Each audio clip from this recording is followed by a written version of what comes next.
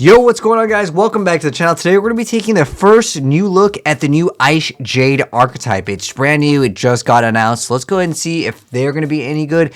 And on top of that, we've got more Usarctic slash Drytron support. I guess they're going to be combining themselves into like the ultimate Megazord boss monster fusion. But let's see if that's good as well. But anyways, these are all coming out, by the way, in bursts of destiny. So anyways, these are the new IceJades. So the first card that we're going to be taking a look at is the Acti of the IceJade. Here is the zoomed up artwork. It looks like it's a level 4 water with 1,000 attack and 1,000 defense points. And it is going to be an aqua effect monster. So it says that you can only use the first and second effects of this card's name once per turn each. The first part of the effect is if this card is a normal or special summon, you get to send one water monster from your hand to the graveyard to draw one card. That's a pretty good effect. And then the second part is if a face-up water monster you control is destroyed by battle or card effect, and this card is in your graveyard, you can banish this card to special summon one IceJade monster from your hand or graveyard, except for Acti of the IceJade. Okay, that's already a really good card. In fact, a lot of the newer water supports are actually pretty good, and I've seen a lot of people even like match up against competitive decks right now and are already doing well. Next up though, we have the Tanola of the IceJade, which is going to be a level 4 aqua effect monster. This is before any of these came out, by the way. Like, there's just like a lot of really good water support that people are messing around with. This is going to be level 4, 1,000 attack, 1,000 defense, and it is also going to be a aqua. Anyways, you can only use the first and second effects of this card's name once per turn each. The first part of the effect is you get to send one card from your hand to the graveyard, then target a water monster graveyard, send this card from your field to the graveyard, and if you do, special summon that target. The second part is if a face-up water monster you control is destroyed by a battle or card effect, and this card is in your graveyard, you can banish this card to special one IceJade monster from your hand or graveyard, except for Tanola of the IceJade. Okay, so a lot of them have that ability. If something's going away, you get to banish this and then special summon another one. That's really, really good. In fact, it makes almost like Burial like quite viable to recycle some of these cards. Because I'm wondering, can you get all these effects? Like if a face-up, can you just start special something like, you know, all of these over again and activating all these effects where the missed timing? We'll have to wait to see what the official ruling is on these like translations and stuff, but these could be really good. It's like you get rid of one card, all right, the whole squad coming back. Next up though, we have Trimolat of the IceJade. It looks like this one's gonna be level 5. It is going to be a water with 1,500 attack and 1,500 defense points, so a little bit stronger here. And it says that you can only use the first and second effects of this card's name once per turn each. The first part of it says you can send this card from your hand to the graveyard to special one water monster from your hand. The second part is if a face-up water monster you control is destroyed by battle or card effect, and this card is in your graveyard, you can banish this card to special summon an IceJade monster from your hand or graveyard, except for Trimolat of the IceJade. Okay, so looking right off, like these are, I guess these are all the monsters right now for the archetype. It looks like it's kind of like generic water support because it's all like water. It doesn't have to be specifically all IceJade for like some of the effects. Obviously, the other part of the effect is like IceJade only. But I think you can maybe splash some of these.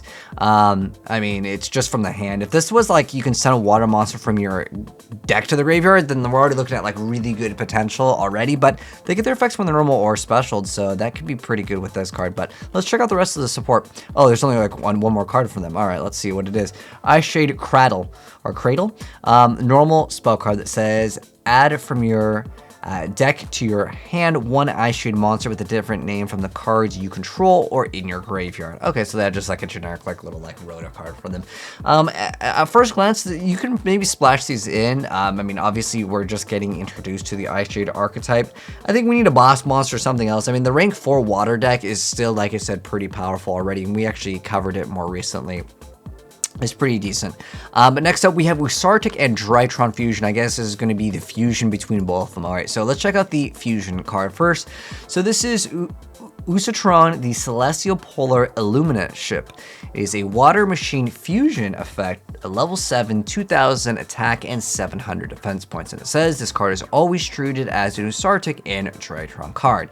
It must be special summoned with Usarctic Drytron. It says once per turn, if another effect monster is special summoned to your field, you get to add one Usarctic or one Drytron monster from your deck to your hand. The second part is once per turn, you get to target one of your banished Usarctic or Drytron monsters and add it to your hand. That's a really good effect. You know, you could just, once per turn, like, you're getting like 2 cards off of that really easy, but you still have to invest into it. So the effect isn't like some super like insane boss monster. It's just really set up for your other plays, I would say, considering like the stats on it aren't insanely OP. Next up though, we have Usarctic Drytron, which is the spell card over here that says you can only use this card's named second effect once per turn. The first part of it is to banish 1 Usarctic Big Dipper and 1 Drytron effect from your hand and or field. And if you spell some 1 Usarctic the Celestial Polar Illuminative from your extra deck, if you control Usarctic Polari or Drytron Alpha Thuban, you can banish one of the cards above cards from your deck instead. The second part is if you attribute a monsters to activate Usarctic or Drytron monsters effect, you can banish this card from your graveyard instead. Okay.